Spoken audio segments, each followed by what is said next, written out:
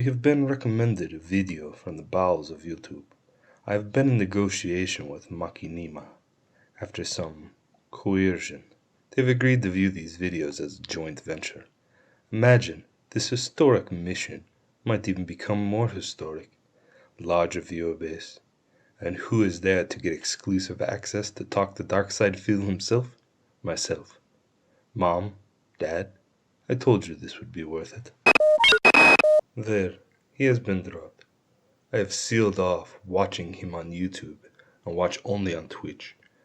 Here, our bodies are changing too. Sometimes it hurts terribly and sometimes it is marvelous. Something wonderful is happening to me. The data gathering process is going well. Before I am taken by the wheelchairs, I will hopefully transmit a fair bit of information to whoever will listen. The large, floating creatures are not only capable of attacking with powerful psi projections, but are psi projections themselves. Destroying them only temporarily disables them. Their real source of power comes from a small, control organism, which is usually located somewhat nearby. Although this control organism is quite powerful through its projections, it's eminently vulnerable once rooted out. One of the flying things dragged me and Derek in here last night. I don't remember much about the trip.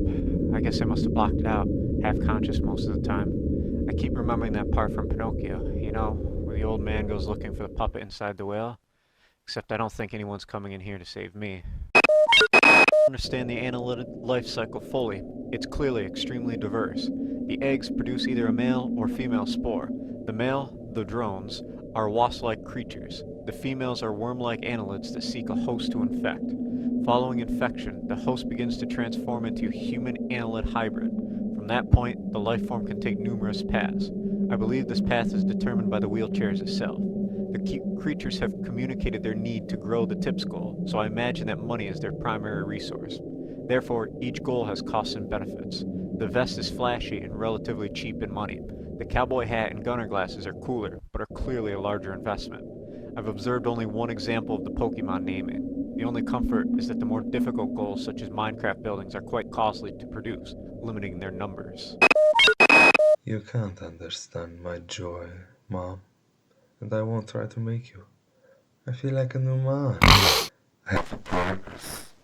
More important than you can imagine. Even more important than myself. I will protect the Vestreek, no matter what. I will protect it. Besides the parasitic behavior evidenced in the life cycle of the human annelid hybrids, it's becoming clear to me that Darkside Phil has bred the wheelchairs to use humans for other purposes. First of all, the wheelchairs clearly has the capability to convert human flesh to energy. It can eat us, but it also can directly use us in the creation of its egg pods. Corpses are fed into some kind of tubular structure, and eggs are birthed through a nearby tube. I've been unable to determine whether the organism is directly converting the corpses into the egg structures or not, but it's clear that there's some connection between the nutrient pool we provide and the eggs that are being produced. With only a few short years of evolution, they've been able to conquer Twitch.tv, mankind's mightiest creation. Where were we after 12 years of being online? What websites were we visiting, single and mindless? What if Darkside Phil's creations are superior to us? What will they become in a million years, in 10 million years? What's clear is that Darkside Phil shouldn't be allowed to play God. He's far too good at it. It's clear that this thing I'm trapped inside of is intimately linked with all of the other organisms I observed in Phil's chat. Strike that. This creature is the same organism. Perhaps the best way to describe it, or perhaps the only way I can comprehend it, is that this organism serves to perform the highest mental functions of the entire species. The smaller creatures exist only to enact its will. No, strike that too. All of the specimens act as a whole, like different organs in a single body, with this entity acting primarily as a brain. If one were to destroy this large specimen, I wonder, would it snuff out all the others? There's some kind of horrible grinding noise coming from the next area.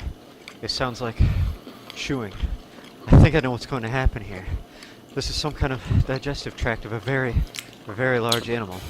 I go back and forth between being fascinated and terrified. This creature is a remarkable discovery. I wish I could live long enough to learn more. 5 minutes ago, one of those large, burly creatures dragged Snow Carl towards the sound of the grinding. Apparently, the animal uses the smaller creatures to help move food along its digestive tract. I tried to help Snow Carl, but it wasn't even a contest. And I'm ashamed to admit, I judged that seeing what happened to him was a vital element of my studies here. I imagine I won't have the opportunity to record any observations when it comes my turn. So, ladies and gentlemen, 30 more minutes left on the stream, and we've got $61 left to go to hit the vest goal. Okay, guys? Just throwing that out there. Wait, it's not 61, is it? It's 71? I can't even do math. Yeah, I don't know. The streak may be ending tonight, very well. Again, I'll say this in advance. If the streak ends tonight, I want to say thank you all for your support for the past 4 freaking months. We had 175 vest streak. That's amazing. I'm super grateful for it. And if it ends tonight, it ends tonight. But obviously people are going to be upset that it finally ended, No, I'm not doing overtime just to hit the vest streak tonight. No, that's ridiculous. No, I'm not sending any tweet.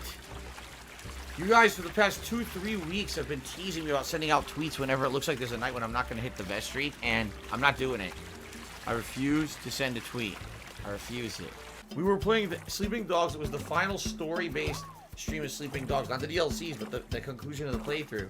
And we had like 10 minutes to go, and a guy showed up and tipped $80 and we hit the vest streak. That was like a week and a half ago. Still have a 200 vest celebration. No, that would completely undermine the whole point of the 200 vest celebration. I mean, it would be a little bit disheartening if it does end tonight, because I actually had nice plans for this next celebration. In particular, there was one thing I wanted to do, but if it ends, it ends. I can't control it. So maybe the conclusion of the streak tonight.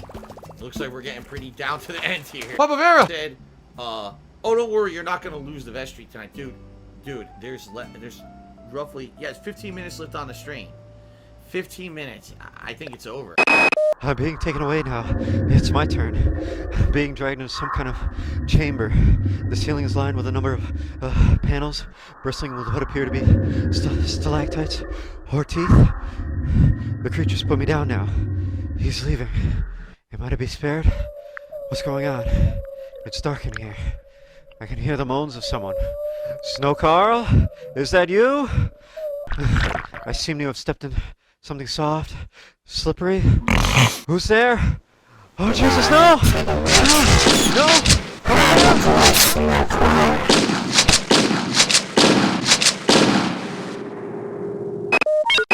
Ladies and gentlemen, we can stop talking about it, because Beast Bod just took me $65 and said, we can't let the detractors win. Well, thank you, Beast Bod. The detractors have enlisted several avatars of resistance. They struggle, but they will fire fast against them. And I'm not known or planted in them. They're cold and negative and you're worried and hesitant. They seek only to destroy. They seek to embrace, include, wallets, with China.